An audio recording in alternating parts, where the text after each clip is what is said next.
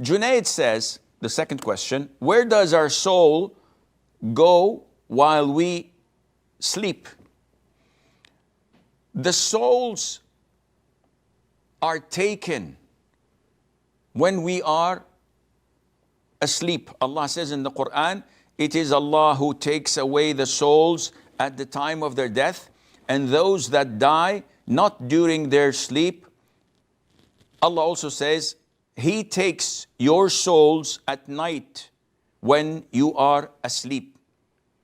And the Prophet ﷺ used to invoke Allah after waking up from sleep by saying, Alhamdulillah alladhi ahyana min ba'di ma amatana.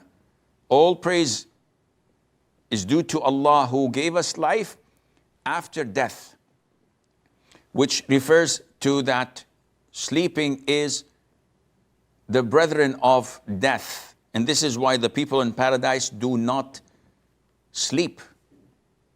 They never sleep in paradise because sleeping is the brother of death.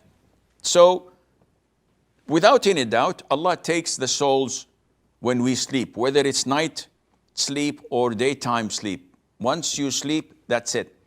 However, this does not mean that the souls are taken out of the body, because there's still some relationships between the soul and the body, even while one is asleep, and even where Allah Azza wa Jal takes the soul. Where does it go? This is in Allah's knowledge. And it doesn't add any value to us to know that or to understand that. We have to simply believe in it, and Allah knows best.